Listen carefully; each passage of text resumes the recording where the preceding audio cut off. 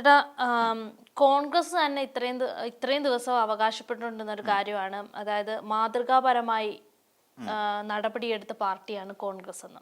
അതായത് രാഹുൽ മാങ്കൂട്ടത്തിൽ വിഷയത്തിൽ മാതൃകാപരമായ നടപടിയെടുത്ത പാർട്ടിയാണ് ഞങ്ങൾ കോൺഗ്രസ് എന്ന് എല്ലാ നേതാക്കളും മുറവിളി കൂട്ടിക്കൊണ്ടിരിക്കുകയായിരുന്നു. കാരണം ഇലക്ഷനോട് അടുത്തപ്പോഴത്തേക്കും പറയാൻ വേണ്ട. പക്ഷെ ദേ ഇപ്പം ഇന്ന് ഇലക്ഷൻ കഴിഞ്ഞു, രണ്ടാം ഘട്ട ഇലക്ഷൻ നടന്നുകൊണ്ടിരിക്കുന്ന ഈ സമയത്തും വോട്ട് ചെയ്തിറങ്ങിയ സണ്ണി ജോസഫ് പറഞ്ഞത് അതായത് രാഷ്ട്രീയ പ്രേരിതമാണ്. രാഹുൽ മാങ്കൂട്ടത്തിനെതിരെ ഇപ്പോൾ വന്ന ഈ 2 പീഡന പരാതികളും രാഷ്ട്രീയ പ്രേരിതമാണെന്ന് സണ്ണി ജോസഫ് പറഞ്ഞിരിക്കുന്നു. അപ്പം ഇത്രയും ദിവസം കോൺഗ്രസിന്റെ മറ്റുള്ള നേതാക്കൾ എല്ലാം ഇത്രയും ദിവസം ഇന്ന് രാവിലെ വരെ പറഞ്ഞിരുന്നത് ഒക്കെ രാഹുൽ മാങ്കൂട്ടത്തെ, അതായത് പരാതിയുടെ കോപ്പി പോലീസിന് പരാതി കൊടുത്തപ്പോൾ തന്നെ, അല്ലെങ്കിൽ പാർട്ടിക്ക് പരാതി കൊടുത്തപ്പം അതേ മാധ്യമങ്ങൾക്കും അതിന്റെ കോപ്പികൾ കിട്ടി. അപ്പം ഈ പരാതികളൊക്കെ കിട്ടിയതിന് ശേഷം ഇതിൽ എന്തെങ്കിലുമൊക്കെ സത്യം ഉണ്ടെന്ന് അറിഞ്ഞപ്പോഴായിരിക്കണമല്ലോ ഇതിൽ ഇങ്ങനൊരു പ്രതികരണം വന്നത്. അല്ലെങ്കിൽ നേതാക്കൾ അതിന് അല്ലെങ്കിൽ അവർക്ക് മുഖം രക്ഷിക്കണമായിരുന്നു. അതായത് കോൺഗ്രസിന്റെ മുഖം രക്ഷിക്കാൻ വേണ്ടിയിട്ടാണ് നേതാക്കളെല്ലാം ഇങ്ങനെ പറഞ്ഞത്. പക്ഷെ ഇതേ ഇപ്പൊ സണ്ണി ജോസഫ് തന്നെ ഇങ്ങനെ പറയുന്നു.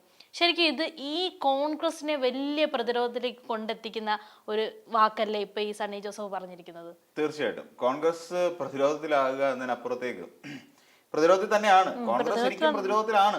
രാഹുൽ മാങ്കൂട്ടത്തിനെതിരായി ഇങ്ങനെ ഒരു വിഷയം ഉയർന്നു വന്നപ്പോൾ തന്നെ കോൺഗ്രസ് പ്രതിരോധത്തിലായി കഴിഞ്ഞിരിക്കുന്നു.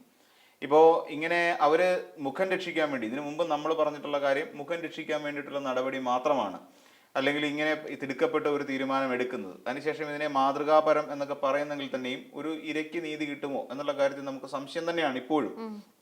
ഒരുപക്ഷെ കേസ് അന്വേഷണമൊക്കെ മുൻപോട്ട് പോയിരുന്നാലും ഞാൻ നേരത്തെ നമ്മൾ ഈ ചർച്ചയ്ക്കിടയിൽ നമ്മൾ പറഞ്ഞിരുന്ന കാര്യമുണ്ട്. രാഹുൽ മാങ്കൂട്ടത്തിൽ വീണ്ടും അടുത്ത നിയമസഭാ തെരഞ്ഞെടുപ്പ് ആകുമ്പോൾ സ്ഥാനാർത്ഥിയായിട്ട് നിശ്ചയിക്കപ്പെടും.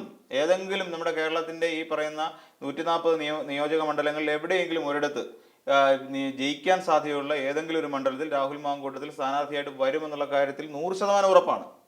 അതാണ് കോൺഗ്രസ് എന്ന് പറയുന്ന പാർട്ടിയുടെ ഒരു സംഘടനാ രീതി. അങ്ങനെയാണ്. അതായത് ഈ നാണം കെട്ട് വൈറലായതിനെ അവരും ഗുണപ്പെടുത്തും. കാര്യം ഇപ്പൊ അവൻ ഉണ്ടായിരിക്കുന്ന ഒരു ഫെയിം ഉണ്ട്. കാരണം എന്ന് വെച്ചാൽ അവൻ നേടിയിരിക്കുന്ന, ആദ്യം അവൻ എങ്ങനെയാ വന്നത്? അവൻ റീലുകളിലൂടെ, അല്ലാന്നുണ്ടെങ്കിൽ അവൻ നടത്തിയിട്ടുള്ള ചാനൽ ചർച്ചകളിലൂടെ, ഇതിലൂടെ മാത്രമാണ് രാഹുൽ മാങ്കൂട്ടത്തിൽ എന്ന് പറയുന്ന ഒരു നേതാവ് ഈ കേരളത്തിൽ വളർന്നു വന്നത്. അതുകൊണ്ട് തന്നെയാണ് പല മാധ്യമങ്ങളും മൂക്കാതെ പഴുത്ത എന്നുള്ള ഒരു പേര്, മൂക്കാതെ പഴുത്ത പഴമെന്ന് അവന് പേരിട്ടിട്ടുണ്ട്. ഈ കാരണം കൊണ്ടാണ്. ഒരു രാഷ്ട്രീയ പ്രവർത്തനം ഉണ്ടായിരിക്കേണ്ട ഒരു ബേസിക് ആയിട്ടുള്ള ചില മാന്യതകൾ അവനില്ല. അതായത് ഞാൻ നേരത്തെ മറ്റൊരു വീഡിയോയിൽ നമ്മൾ ചർച്ച ചെയ്ത പോലെ തന്നെ ചിലരെയൊക്കെ കടന്നാക്രമിക്കുക, മുഖ്യമന്ത്രി പിണറായി വിജയനെ കടന്നാക്രമിക്കുക, ഇപ്പൊ പത്മജിയെ കടന്നാക്രമിക്കുക, വേറെ ഏതൊരു നേതാവിനെയും കടന്നാക്രമിക്കുക. ഈ കടന്നാക്രമണ രീതി ഒരിക്കലും ഒരു UDFന്റെ അല്ലെങ്കിൽ ഒരു കോൺഗ്രസിന്റെ രീതിയല്ലായിരുന്നു. കോൺഗ്രസിന്റെ എന്ന് മാത്രമല്ല, ഒരു രാഷ്ട്രീയ മര്യാദ, രാഷ്ട്രീയ മാന്യത എന്ന് പറയുന്ന ഒരു കാര്യം വെച്ച് പുലർത്തിക്കൊണ്ട് പോകുന്നവരായിരിക്കണം യഥാർത്ഥ രാഷ്ട്രീയ പ്രവർത്തകർ. അതെങ്ങനെ ആർജിക്കുന്നു എന്ന് ചോദിച്ചു കഴിഞ്ഞാൽ അവരുടെ ഒരു കാലങ്ങളിലൂടെയുള്ള അവർ അതുവരെ നടത്തി വന്ന ഒരു പ്രവർത്തനങ്ങളിലൂടെയാണ് ഈ കഴിവുകളൊക്കെ ഉണ്ടാകുന്നത്. അല്ലാതെ റീലെടുത്തെന്നും പറഞ്ഞ ഒരാളും അങ്ങനെ ആവില്ല. ആവേശോജ്വലമായി പ്രസംഗിച്ചു എന്ന് പറഞ്ഞ ഒരാൾ ഒരു രാഷ്ട്രീയ നേതാവ് ആവണമെന്നില്ല. അപ്പം അവർ ഏറ്റെടുത്ത് നടത്തി വിജയിപ്പിച്ചിട്ടുള്ള ജനകീയ സമരങ്ങളെ കുറിച്ച് ഇപ്പൊ എന്തുകൊണ്ടാണ് VS അച്യുതാനന്ദൻ ഇത്രയും വലിയ ആരാധക വൃന്ദം ഉണ്ടായത്? അദ്ദേഹം ഏറ്റെടുത്ത് ഇവിടെ വിജയിപ്പിച്ചിട്ടുള്ള ആ സമയത്ത് പുന്നപ്ര വയലാർ സമരങ്ങളും അടിയന്തരാവസ്ഥക്കാലവും ഒക്കെ നമ്മുടെ മുന്നിൽ തെളിവുകളായി നിൽക്കുകയാണ്. അങ്ങനെ ഒരു വലിയ ചരിത്രമൊന്നും അവകാശപ്പെടാൻ ഇല്ലാത്ത ആൾക്കാരല്ലേ ഈ പറയുന്നത് ഇപ്പോഴത്തെ ഒരു കോൺഗ്രസ് തലമുറ എന്ന് പറഞ്ഞാൽ. അപ്പൊ തന്നെയല്ല, അന്ന് ഈ അടിയന്തരാവസ്ഥയ്ക്ക് കുഴലൂതിയവരാണല്ലോ ഇവിടുത്തെ കോൺഗ്രസ്സുകാർ. അത് നമ്മൾ ആലോചിക്കണം. അടിയന്തരാവസ്ഥയ്ക്ക് കുഴലൂത്തുകാരായിരുന്നു. അപ്പൊ അങ്ങനെ ഇതിൽ അതുകൊണ്ട് തന്നെ ഇവർക്ക് ഈ പറയുന്ന രാഹുൽ മാങ്കൂട്ടത്തിനെ സംബന്ധിച്ചിടത്തോളം ഒരു രാഷ്ട്രീയ മര്യാദ ഉണ്ടാവണമെന്നില്ല. അപ്പൊ അത്തരക്കാരെ ചുമന്നുകൊണ്ട് നടക്കുന്ന ഒരു പാർട്ടിയാണ് ശരിക്കും ഈ കോൺഗ്രസ് പാർട്ടി. ഇനിയിപ്പം CPM ചുമന്നുകൊണ്ട് നടക്കുന്നല്ലോ എന്ന് ചോദിക്കുമല്ലോ. അല്ലെങ്കിൽ മുകേഷിനെ ചുമന്നുകൊണ്ട് നടക്കുന്നതാണ് അവർക്ക് വലിയ കാര്യം. തീവ്രത അളക്കുന്ന മെഷീൻ ഞങ്ങളുടെ കയ്യിൽ ഇല്ല. എന്തിനാ ഇവന്റെ തീവ്രത അളക്കുന്നത്? കാര്യം ലോകത്തുള്ള പെണ്ണുങ്ങളല്ല ഇവന്റെ തീവ്രതയെക്കുറിച്ച് പറഞ്ഞു കഴിഞ്ഞു. പിന്നെ ഇനി മെഷീൻ വെച്ച് തീവ്രത ഇളക്കേണ്ട ആവശ്യം ഇവർക്കുണ്ടോ? ഇനി അങ്ങനെ അളന്നു കഴിഞ്ഞാൽ തന്നെ എന്തെങ്കിലും ഫലവത്താവൂ? ഇവൻ ആത്മഹത്യ ചെയ്യുമെന്നും അല്ലെങ്കിൽ നിന്നെ ഞാൻ കൊലപ്പെടുത്തുമെന്നും ആ വയറ്റിൽ കിടക്കുന്ന കുഞ്ഞിനെ നശിപ്പിക്കുമെന്നും പറഞ്ഞതിന്റെ കൃത്യമായ ശബ്ദരേഖ പുറത്തുണ്ടെന്നേ. പിന്നെ എന്താണ് എവിഡൻസ് വേണ്ടത്? ആ പെണ്ണിനെടുക്കെ പറഞ്ഞിരിക്കുന്ന കാര്യങ്ങൾ ഇവന്റെ ശബ്ദമല്ല നിന്ന് പറയാൻ പറഞ്ഞിട്ടില്ല. അടൂർ പ്രകാശ് എന്ന് പറയുന്ന പൊട്ടം മാത്രമാണ് പറഞ്ഞത് ഇതെല്ലാം AI ടെക്നോളജി വഴി ഉണ്ടാക്കിയെടുത്തതാണ്. അല്ലാതെ ഇവൻ പോലും പറഞ്ഞിട്ടില്ല. രാഹുൽ മാങ്കൂട്ടത്തിൽ പോലും പറഞ്ഞിട്ടില്ല എന്താ ഇത് AI ഉണ്ടാക്കിയെടുത്തതാണെന്ന്. നിഷേധിച്ചിട്ടില്ല. അങ്ങനെ പച്ച പകൽ പോലെ ഒരു തെളിവ് നിൽക്കുന്ന സമയത്താണ് മിന്നു മുനീർ എന്ന് പറയുന്ന ഇതിനു മുമ്പ് പിന്നെ ബാലേന്ദ്ര മേനോനെതിരെ അടക്കം അല്ലാന്നുണ്ടെങ്കിൽ ഒരു പോക്സോ കേസിലടക്കം പ്രതിയായിട്ടുള്ള ഒരു സ്ത്രീ വന്നിട്ട് എം മുകേഷിനെ കുറിച്ച് പറഞ്ഞത് പിന്നെ അതുകൊണ്ട് പീഡന കേസ് ആരോപിച്ചപ്പോൾ എം മുകേഷ് വലിയ തെറ്റുകാരനായി. അതേസമയം ഇവിടെ പിന്നെ 17-20 അങ്ങോട്ട് പരാതികളാണ് ഈ പറയുന്ന KPCC AICCക്ക് മാത്രമായിട്ട് രാഹുൽ മാങ്കൂട്ടത്തിനെതിരെ കിട്ടിയിരിക്കുന്നത്. ഈ മാതൃകാപരമായ നടപടി സ്വീകരിച്ചു കൊള്ളാം, അംഗീകരിക്കുന്നു. അപ്പോഴും നമ്മൾ ആലോചിക്കുക, ഇതിനു മുമ്പ് കിട്ടിയ പരാതികളൊക്കെ എവിടെ? ഇതിനു മുമ്പ് വന്ന പരാതികളിൽ ഏതെങ്കിലും ഒരു കാര്യം ഇന്ന് പോലീസിന്റെ മുന്നിൽ എത്തിയിട്ടുണ്ടോ? ഇവർ വലിയ മാതൃകാപരം എന്ന് പറയുന്നുണ്ടല്ലോ. ഈ KPCCയുടെ കയ്യിലേക്ക് കിട്ടിയ പരാതികൾക്ക് എന്തെങ്കിലും തരത്തിലുള്ള ആക്ഷൻ ഇതിനു മുമ്പ് എടുത്തിരുന്നെങ്കിൽ ഇതിനെ മാതൃകാപരമെന്ന് നമ്മൾ വിളിച്ചേനെ. പക്ഷെ അതുകൊണ്ട് ഇത് മാതൃകാപരമേ അല്ല. സമൂഹ മധ്യത്തിൽ ചീഞ്ഞു നാറി തുടങ്ങിയ സമയത്ത്, ചീഞ്ഞു നാറുക എന്ന് പറയും, അങ്ങനെ ചീഞ്ഞു നാറി തുടങ്ങിയ സമയത്ത് ആ നാറിക്കൊണ്ടിരുന്ന സാധനം എടുത്ത് മാറ്റിവെച്ചു. ആ മാറ്റി വെച്ചു കഴിഞ്ഞാലും ആ ചീഞ്ഞ സാധനം ഇരിക്കുന്ന ആ ഏരിയയിൽ കുറെ നേരത്തേക്ക് ആ വാടയുണ്ടാവും. അതാണിപ്പോ കോൺഗ്രസിന്റെ അവസ്ഥ. ആ നാറ്റം കോൺഗ്രസിനെ വിട്ട് പോകത്തില്ലെന്നേ. അതാണിപ്പോ സണ്ണി ജോസഫിന്റെ വാക്കുകളിലൂടെ പുറത്തു വരുന്നത്. ആ നാറ്റം ഇപ്പോഴും ഉണ്ട്. കഴിഞ്ഞ ദിവസം അടൂർ പ്രകാശ് എന്തോ പറഞ്ഞത്, ദിലീപിന്റെ വിധി വന്നപ്പോ, ദിലീപ് എനിക്ക് വ്യക്തിപരമായി അറിയാവുന്ന ഒരാളാണ്. ദിലീപ് അപ്പം പിന്നെ കോടതി വിധിയിൽ അദ്ദേഹത്തിന് ഭയങ്കര ആത്മഹർഷമുണ്ട്. ദിലീപിനെ വെറുതെ വിട്ടല്ലോ, സന്തോഷവാനാണ്. സ്ത്രീവിരുദ്ധത, അടിമുടി സ്ത്രീവിരുദ്ധത. ഇതിനിപ്പോ നമ്മൾ സംസാരിച്ച അടിമുടി സ്ത്രീവിരുദ്ധതയാണ് ഈ പറയുന്ന കോൺഗ്രസ് പാർട്ടി ചർച്ച ചെയ്ത വിഷയമാണ്. അതോടൊപ്പം ഇപ്പം അങ്ങനെയാണെന്നുണ്ടെങ്കിൽ എങ്ങനെയാണ് വിൻസെന്റ്, തിരുവനന്തപുരത്ത് ആകെ ഉള്ളൊരു MLA ആണ്. വിൻസെന്റ് എന്താ ഇപ്പോഴും ഞെളിഞ്ഞിരിക്കുന്നുണ്ടല്ലോ സഭയില്, ഞെളിഞ്ഞിരിക്കുന്നുണ്ട്. പിന്നെ വെറും പീഡന കേസ് മാത്രമാണോ വിൻസെന്റ്? ഒരു വീട്ടമ്മയാണ് പരാതി കൊടുത്തത്. ആ വീട്ടമ്മയ്ക്ക് എന്താണ് പൊളിറ്റിക്കൽ അജണ്ട? എല്ലാത്തിനും രാഷ്ട്രീയ പ്രേരിതമെന്നല്ലേ പറയുന്നത്. അങ്ങനെയാണെങ്കിൽ ഈ വീട്ടമ്മയ്ക്ക് എന്താ പൊളിറ്റിക്കൽ അജണ്ട? എന്താണ് ഈ പറയുന്ന ഒരു ടീച്ചറാണ് എൽദോസ് കുന്നപ്പള്ളി എന്ന് പറയുന്നത്, കോൺഗ്രസിന്റെ MLA ആണ്. എൽദോസ് കുന്നപ്പള്ളിക്കെതിരെ എന്നെ കൊല്ലാൻ ശ്രമിച്ചു, തള്ളിയിട്ട് കൊല്ലാൻ ശ്രമിച്ചു എന്നൊക്കെ പറഞ്ഞുകൊണ്ട് ലൈംഗിക പീഡനവും അതോടൊപ്പം തന്നെ വധശ്രമത്തിനും കേസ് കൊടുത്തിട്ടുണ്ട്. ഇന്ന് ഞാൻ എൽദോസ് കുന്നപ്പള്ളി ഇവിടെ ഇരിക്കുകയല്ലേ. അവർക്ക് എന്തായിരുന്നു രാഷ്ട്രീയ പ്രേരിതമായ അജണ്ട? എന്തായിരുന്നു അവരുടെ രാഷ്ട്രീയ അജണ്ട? ചുമ്മാ. അവിടെ എങ്ങും രാഷ്ട്രീയ അജണ്ടകളില്ല. അയാൾ തെറ്റ് ചെയ്തു, ആ തെറ്റിനെ വളരെ കൃത്യമായി മാധ്യമങ്ങളുടെ മുമ്പിൽ ഇരുന്നുകൊണ്ട് അവർ വ്യക്തമാക്കി. അതാണ് ചെയ്തത്. അല്ല, ഇവിടെ രാഹുൽ മാങ്കൂട്ടത്തിൽ ഈ പറയുന്ന കോൺഗ്രസ്സുകാർക്കെതിരെ മാത്രം ഈ പറയുന്ന ലൈംഗിക ആരോപണങ്ങൾ വരുന്നു, അവരൊക്കെ പറയുന്നത് ഇത് രാഷ്ട്രീയ പ്രേരിതമാണെന്ന്. അപ്പൊ ഞാൻ ചോദിക്കുന്നത്, ഈ കോൺഗ്രസ്സുകാർക്ക് മാത്രമേ ഈ പീഡിപ്പിക്കാനും മറ്റുള്ള കാര്യങ്ങളും അറിയുള്ളൂ? അവർക്ക് മാത്രമേ അങ്ങനെ ഒരു കഴിവുള്ളൂ? അല്ലെങ്കിൽ എന്താ വെച്ച് കഴിഞ്ഞാൽ അവരെ മാത്രമേ ഇങ്ങനെ, അവർ പറയുന്നത് അവരെ മാത്രം ലക്ഷ്യം വെച്ച്, അവരെ മാത്രമാണ് അവരെ ലക്ഷ്യം വെക്കുന്നു. വേറൊരു പാർട്ടിക്കാർക്കെതിരെ എന്താ അങ്ങനെ ഒരു രാഷ്ട്രീയ പ്രേരിതമായിട്ടുള്ള ഒരു കുറ്റങ്ങളും വരാത്തത് എന്തുകൊണ്ടായിരിക്കും? ഇപ്പൊ ഇവർക്ക് മാത്രമേ ഉള്ളൂ ഈ പറയുന്ന ലൈംഗിക പീഡന ആരോപണം. ഇപ്പൊ ഇവര് മുകേഷിന്റെ കാര്യങ്ങൾ പറയുന്നുണ്ട്, അതിന് വ്യക്തമായുള്ള എക്സ്പ്ലനേഷനും അതിന് വ്യക്തമായുള്ള തെളിവുകളും പുറത്ത് കൊടുത്തിട്ടുണ്ട്. അതുപോലെ എന്തുകൊണ്ട് ഇവർക്ക് കൊടുക്കാൻ പറ്റുന്നില്ല? അതാണ് ഇപ്പോഴും ഇവർ പറഞ്ഞുകൊണ്ടിരിക്കും. ഇപ്പൊ സണ്ണി ജോസഫ് ഇപ്പൊ ഇത്രയും ദിവസം ഈ പറഞ്ഞ നേതാക്കളൊക്കെ പറഞ്ഞ വാക്കുകൾ എവിടെ? അതാണ് ഞാൻ പറഞ്ഞത്. ഈ കോൺഗ്രസ് എന്ന് പറയുന്ന ഒരു വ്യക്തമായ ഒരു എന്താ പറയുക, നിലപാടില്ലാത്ത പാർട്ടിയാണ്. നിലപാടില്ലാത്ത പാർട്ടി മാത്രം, നിലപാടില്ലാത്തവന്മാരുടെ പാർട്ടിയാണെന്ന് പറയേണ്ടി വരും. ഇതിൽ ഏത് വിശ്വസിക്കണം? ഏതാണ് ഇപ്പൊ പാർട്ടിയുടെ? ഇപ്പൊ ഇന്നലെ കഴിഞ്ഞ ദിവസം അടൂർ പ്രകാശ് അത് പറഞ്ഞപ്പം എല്ലാ നേതാക്കളൂടെ വിളിച്ചു കാറുമായിരുന്നു ഇവിടെ കിടന്നത്. അതായത് ഇത് പാർട്ടിയുടെ നിലപാടല്ല, വ്യക്തിപരമായ നിലപാടാണ്, ഞങ്ങൾ ഇരയ്ക്കൊപ്പമാണ് എന്ന് പറഞ്ഞു. ഇത്രയും ദിവസം നേതാക്കൾ പറഞ്ഞു ഞങ്ങൾ മാതൃകാപരമായ നടപടി എടുത്തു, രാഹുൽ മാങ്കൂട്ടത്തിനെതിരെ എടുത്തു, ഞങ്ങളാണ് മാതൃകാപരം എന്ന് പറയുമ്പോൾ ഞങ്ങളെ മാതൃകയാക്കണമെന്നാണല്ലോ അതിനർത്ഥം. എന്നിട്ടിപ്പോ സണ്ണി ജോസഫ് അതേ പാടവത്തിലിരിക്കുന്ന, അല്ലെ അതേ ഒരു നേതൃത്വത്തിൽ ഇരിക്കുന്ന നേതാവ് തന്നെ ഇപ്പൊ വീണ്ടും അത് തിരുത്തി പറഞ്ഞിരിക്കുന്നു. അപ്പൊ ഏതാണ് പാർട്ടിയുടെ നിലപാട്? ആരെ വിശ്വസിക്കണം? എന്ത് വിശ്വസിക്കണം? അതായത് ഈ പിന്നെ പിഷാരടി, ഇവർ കോൺഗ്രസിന്റെ ഒരു നേതാവാണ്. പിഷാരടി നടനും കൂടിയാണ്. ഇപ്പൊ പിഷാരടി ഏതോ ഒരു വേദിയിൽ ഇരിക്കുന്ന സമയത്ത് പുള്ളി ഭയങ്കര കോമഡി ആയിട്ട് CPM-നെ കളിയാക്കാൻ വേണ്ടി പറഞ്ഞു. അദ്ദേഹം ഇങ്ങനെ വരുന്ന വഴിയിൽ ഓന്തുകളൊക്കെ തല തല്ലി മരിക്കുന്നു. അപ്പൊ ഇങ്ങനെ അന്വേഷിച്ചപ്പോഴാണ് പറയുന്നത് പെട്ടെന്ന് നിറം മാറുന്ന ആൾക്കാർ വേറെയുണ്ട് ഓന്തിനേക്കാൾ വേഗത്തിൽ, അതുകൊണ്ട് അവരുടെ മാർക്കറ്റ് ഇടിഞ്ഞു, അതുകൊണ്ട് ഇയാൾ ആത്മഹത്യ ചെയ്യുകയാണെന്ന് പറഞ്ഞു. അത് പിഷാരടി പറഞ്ഞൊരു കോമഡി. അപ്പൊ ആ ഏത് പാർട്ടിക്കാരാണെന്ന് ചോദിച്ചപ്പോൾ അന്ന് പിഷാരടി CPM-കാര് ഇങ്ങനെ പെട്ടെന്ന് നിറം മാറുന്ന തരത്തിലുള്ളവരാണ് എന്ന് പറഞ്ഞു. അതേ പിഷാരടിയോട് ഞാൻ പറയുകയാണ്, നിങ്ങളുടെ കൂട്ടത്തിലാണ് നിറം മാറ്റമുള്ളവര്. ഇപ്പൊ അതേ ചോദ്യം നമുക്ക് തിരിച്ചു ചോദിക്കേണ്ടി വരും. ഓന്തിനേക്കാൾ വേഗത്തിൽ നിറം മാറുന്നവർ എവിടെയാണെന്ന് ചോദിച്ചാൽ ഇന്ന് കോൺഗ്രസ് പാർട്ടിക്കകത്താണ്. ഓന്തിന് നാണക്കേടാണെന്നേ. ഇപ്പൊ തന്നെ ആലോചിക്കും, രാവിലെ വന്നിട്ട് ഒരാൾ വന്നിട്ട് പറയണ് ഞാൻ ദിലീപിന്റെ കൂടെയാണ് എന്ന് പറഞ്ഞിട്ട് വൈകുന്നേരം ഉച്ച കഴിയുമ്പോഴത്തേക്ക് വീണ്ടും വന്നിട്ട് പറയണേ ഞാൻ ഇരയ്ക്കൊപ്പമാണ്, എന്റെ വാക്കുകൾ വളച്ചൊടിക്കപ്പെട്ടു. എന്ത് പൊട്ടത്തരമാണ് പറയുന്നത്? പച്ചപ്പകൽ പോലെ ഇരിക്കുന്ന ഒരു പിന്നെ ഓഡിയോ റെക്കോർഡിംഗ് വന്ന സമയത്ത് പറയാണ് AI ടെക്നോളജി ആണെന്ന്. ഇങ്ങനെയുള്ള നേതാക്കന്മാരാണുള്ളത്. ഇതിനെ പിന്നെന്താ പറയുക? എൽദോസ് കുന്നപ്പള്ളിയെ സ്വന്തം കീശയ്ക്കകത്ത് വെച്ചോണ്ട് പറയുകയാണ് അപ്പുറത്ത് മുകേഷ് ഇരിക്കുന്നത്. എൽദോസ് കുന്നപ്പള്ളി രാഹുൽ മാങ്കൂട്ടത്തിനെയും ഈ പറയുന്ന വിൻസെന്റിനെയും ഒക്കെ പോക്കറ്റിനകത്ത് വെച്ചേക്കാണ്. എന്നിട്ട് പറയുകയാണ് അവിടെ മുകേഷ് ഇരിപ്പുണ്ട്, പീഡനവീരൻ.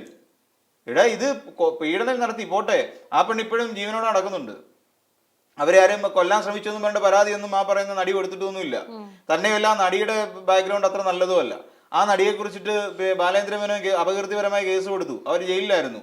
അത് കഴിഞ്ഞ് സ്വന്തം അയൽപക്കക്കാർ 16 വയസ്സുള്ള ഒരു പെണ്ണുകൊണ്ട് കേസ് കൊടുത്തു, അവരെ പിന്നെ മദ്രാസിൽ കൊണ്ടുപോയെന്ന് പലർക്കും കാഴ്ചവെച്ചു എന്ന് പറയുന്നുണ്ട്. അവരെങ്ങനെ നല്ല ഒരു ഹൈ ക്വാളിഫൈഡ് ആയിട്ടുള്ള അല്ലെങ്കിൽ എന്താ പറയാ ഭയങ്കര മൗലികമായി ചിന്തിക്കുന്നവരാണെന്ന് നമുക്ക് കരുതാൻ പറ്റൂ? ഇത് 2 കേസിലാകപ്പെട്ടു പോയവരെ ഇല്ല. അപ്പൊ അവരുടെ മോറൽ സൈഡിലൂടെ നമ്മൾ നോക്കണം. ഇവിടെ 2 പേര് കൊടുത്ത് 2 വീട്ടമ്മമാരാണ് കേസ് കൊടുത്തത്. ഒരുത്തന്റെ പേരിലാണെങ്കിൽ ഒരു സ്ത്രീ കൊല്ലപ്പെടുകയും ചെയ്തു. ഇവിടെ ഒരുത്തരാണെങ്കിൽ ഞാനിപ്പോ ചാവെന്നും അല്ലെന്നുണ്ടെങ്കിൽ നിന്നെ ഞാൻ കൊല്ലും, അല്ലെന്നുണ്ടെങ്കിൽ ഭ്രൂണം നശിപ്പിക്കണം എന്നും പറയാണ്ട് ക്രിമിനൽ വാസനയോട് കൂടി നടക്കുന്ന ഒരു പെർവർട്ട്, സെക്ഷൽ പെർവർട്ട്. ഇവരെ ചേർത്ത് പിടിച്ചുകൊണ്ടാണ് പറയുന്നത് നിങ്ങളുടെ കൂട്ടത്തിൽ മുകേഷ് ഇല്ലയോ എന്ന് ചോദിക്കുന്നത്. ഈ 4 പേര് ചുറ്റിനും ഇരുന്നിട്ടാണ് പറയുന്നത് നിങ്ങളുടെ കൂട്ടത്തിൽ മുകേഷ് ഇല്ല. അല്ല ആ പറയുന്ന എന്തുവരെ നമ്മൾ നേരത്തെ ഈ ഒരു വിഷയം ചർച്ച ചെയ്ത സമയത്ത്, ഈ വിഷയമല്ല ചർച്ച ചെയ്ത സമയത്തും അതിൽ നമ്മൾ ഈ ഒരു കാര്യം പറഞ്ഞപ്പം നമുക്ക് കമന്റ് ആയിട്ട് വന്ന ഒരു ചോദ്യമായിരുന്നു, മുകേഷ് ഇരിക്കുന്നില്ലേ അവിടെ എന്ന്. അതിനെ കുറിച്ച് എന്താണ് പറയാനുള്ളതെന്ന് പറഞ്ഞു. മുകേഷ് മുഖ്യമന്ത്രി അടുത്ത് മുകേഷ് മാത്രമേ ഇരിക്കുന്നുള്ളൂ, ബാക്കി സണ്ണി ജോസഫിന് ചുറ്റി 3 പേരും കൂടെ ഇരിക്കുന്നു. പിന്നെ ഈ പറയുന്ന ഒന്ന് രാഹുൽ മാങ്കൂട്ടത്തിൽ, ഇത് കൂടാതെ അപ്പുറത്തോട്ടിരിക്കുന്ന വിൻസെന്റ് ഉണ്ട്, ഇപ്പുറത്തോട്ട് എൽദോസ് കുന്നപ്പള്ളി ഉണ്ട്. ഇവര് 3 പേരും കൂടെ ഇങ്ങനെ ചുറ്റും ഇരിക്കുക. ഈ ചുറ്റുവരെയും പ്രൊട്ടക്ട് ചെയ്ത് പിടിച്ചിരിക്കുകയാണ്. എന്നിട്ടാണ് വലിയ വായിൽ പറയുന്നത് മുകേഷ് ഇരിക്കുന്നു എന്ന് പറയുന്നത്. എന്ത് നാണംകെട്ട പരിപാടിയത്? എന്നിട്ട് ഇപ്പൊ വന്നിട്ട് എന്താ പറയുക, രാഷ്ട്രീയ പ്രേരിതമാണെന്ന്. ഇവിടെ രാഷ്ട്രീയ പ്രേരിതമാണെന്ന് അറിയാമായിരുന്നെങ്കിൽ സണ്ണി ജോസഫ് അടക്കമുള്ള KPCC എന്തിനാണെന്ന് രാഹുൽ മാങ്കൂട്ടത്തിൽ നടപടിയെടുത്തത്? ആരെ പൊട്ടനാക്കാൻ വേണ്ടിയിട്ടാ? ജനം ചോദിക്കും, രാഷ്ട്രീയ പ്രേരിതമാണ് എന്ന് നിങ്ങൾക്ക് അറിയാമായിരുന്നെങ്കിൽ എന്തിനു നടപടിയെടുത്തു രാഹുൽ മാങ്കൂട്ടത്തിനെതിരെ? ബാക്കിയുള്ള ജനങ്ങളെ പൊട്ടന്മാരാക്കാൻ. അതിനാണ് അവരെടുത്തത്. ശരിക്കും പറഞ്ഞാൽ അവര് തന്നെ അവർ സത്യം വിളിച്ചു പറഞ്ഞു. അവരിപ്പൊ ഈ പറയുന്ന നടപടി എടുത്തിരിക്കുന്നത് ഇലക്ഷൻ മുന്നിൽ കണ്ട് മാത്രമാണ്. അത്രേ ഉള്ളൂ. തദ്ദേശ തെരഞ്ഞെടുപ്പ് വരെ ഈ ജനങ്ങളുടെ കണ്ണിൽ പൊടിയിടണം. അതിനു വേണ്ടിയിട്ട് ഞങ്ങൾ വലിയ ത്യാഗം സഹിച്ചു. ഞങ്ങളുടെ ഏറ്റവും മിടുക്കനായ ഒരു നേതാവിനെതിരെ ഞങ്ങൾ ആക്ഷൻ എടുത്തു. രാഹുൽ മാങ്കൂട്ടം എന്ന് പറയുന്ന ഒരാള്, ഒരു കൃമി കോൺഗ്രസിൽ നിന്ന് പോയെന്നും പറഞ്ഞിട്ട് കോൺഗ്രസ് പാർട്ടിക്ക് ഒരു ചുക്ക് സംഭവിക്കാനില്ല. അത് വേറൊരു കാര്യം. ഒരു രാഹുൽ മാങ്കൂട്ടം പോയി കഴിഞ്ഞാൽ ഇവിടെ വേറെ പാർട്ടിക്കാരുണ്ടാവും. ഒരു പാലക്കാട് പോയതുകൊണ്ട് പാലക്കാട് വേറെ നിർത്തി ജയിപ്പിക്കാൻ കഴിവുള്ള വേറെ ചെറുപ്പക്കാരുണ്ടെന്ന് കോൺഗ്രസ് പാർട്ടിക്കകത്ത്. ആ രാഹുൽ മാങ്കൂട്ടം എന്ന് പറയുന്നത് ഒന്നുമല്ല. ആ രാഹുൽ മാങ്കൂട്ടത്തിനെ ഇവിടെ പിന്നെ രാഷ്ട്രീയമായി അവനെ നേരിടേണ്ട ആവശ്യം എന്തുവാ? രാഷ്ട്രീയമായി എന്തെങ്കിലും പ്രാധാന്യമുണ്ടോ? അല്ലെങ്കിൽ CPM-ന് രാഹുൽ മാങ്കൂട്ടം ഒരു വലിയ വെല്ലുവിളിയാണോ? അല്ല. അപ്പൊ അവനെ പ്രൊട്ടക്ട് ചെയ്ത് പിടിക്കാൻ വേണ്ടിയിട്ട് ഈ പറയുന്ന ജനങ്ങളുടെ കണ്ണിൽ, അതായത് വോട്ട് ചെയ്യാൻ പോളിംഗ് ബൂത്തിലോട്ട് പോകുന്ന ജനങ്ങളുടെ കണ്ണിൽ പച്ചയ്ക്ക് പൊടിയിടാൻ വേണ്ടി നടത്തുന്ന ശ്രമങ്ങളാണ് ശരിക്കും ഇപ്പൊ കണ്ടുകൊണ്ടിരിക്കുന്നത്. ഇല്ലാന്നുണ്ടെങ്കിൽ സണ്ണി ജോസഫിന്റെ വായിൽ നിന്ന് ഇങ്ങനെ ഒരു വാക്ക് വീഴില്ല. ആത്മാർത്ഥമായിട്ടുള്ള പ്രവൃത്തിയാണ് ചെയ്തെങ്കിൽ എന്ത് രാഷ്ട്രീയ പ്രേരിതം എന്ന് പറയുന്നൊരു വാക്ക് വരില്ല. നമ്മൾ മനസ്സിലാക്കേണ്ട കാര്യം അത് തന്നെയാണ്. പിന്നെ എന്തിനാണ് ഈ ജനങ്ങളെ പൊട്ടം കളിപ്പിക്കുന്നത്? 4 വോട്ട് കിട്ടാൻ വേണ്ടിയിട്ട് ഞങ്ങൾ ഭയങ്കര ത്യാഗ മനോഭാവമുള്ളവരാണ്, ഞങ്ങൾക്ക് എന്തൊരു ചെറിയ പ്രശ്നം ഉണ്ടായാലും ഞങ്ങൾ നടപടിയെടുക്കും. CPM അങ്ങനെയല്ല. ഒരു പെണ്ണ് കേസും പിന്നെ സ്വർണ്ണക്കൊള്ള കേസുമാണ് താരതമ്യം ചെയ്യുന്നത്. എന്നിട്ട് പലരും പറയുന്നത് ഉമ്മൻചാണ്ടി ഇതുപോലെ ചെയ്യാത്ത കുറ്റത്തിന് ശിക്ഷ അനുഭവിച്ചിട്ടുണ്ടെന്നാ പറയുന്നത്. ഉമ്മൻചാണ്ടി എവിടെ കിടക്കുന്ന ഇങ്ങനെ ഈ പറയുന്ന കോഴി എവിടാ? ഒന്ന് ആലോചിച്ച് നോക്ക് അല്ലേ? ഉമ്മൻചാണ്ടിയെ വെച്ച് കമ്പയർ ചെയ്യാൻ പറ്റിയ ഒരു തണ്ടിയെ രാഹുൽ മാങ്കൂട്ടത്തില് നാണമുണ്ടോ കോൺഗ്രസ്സുകാർക്ക്? അല്ല, ഒരു സ്വല്പം ഉളുപ്പുണ്ടോ ഈ കോൺഗ്രസ്? ശരിക്കും ചോദിച്ചത്, സ്വല്പം ഉളുപ്പ് ഈ കോൺഗ്രസ്സുകാർക്കുണ്ടോ? ഉമ്മൻചാണ്ടി എന്ന് പറയുന്ന ഒരു മനുഷ്യൻ എത്ര കാലം, 19 വർഷക്കാലത്തിന് മേലെ കേരള കോൺഗ്രസിനകത്ത്, കേരളത്തിലെ കോൺഗ്രസ് പാർട്ടിക്കകത്ത് കിടന്നുകൊണ്ട് ചവിട്ടി നടന്ന ഒരു മനുഷ്യനാണ് അല്ലേ? ആ മനുഷ്യനെയും ഇന്നലെ കണ്ട പൊട്ടിമുളച്ച് വന്നൊരു തകര എന്ന് പറയാം, അവനെയും കൂടെ കൂട്ടിച്ചേർത്ത് പറയാൻ ഈ കോൺഗ്രസ്സുകാർക്ക് ഉളുപ്പുണ്ടോ? ലേശം ഉളുപ്പുണ്ടോ? അല്ല, അറിയാൻ വേണ്ടി ചോദിക്കും.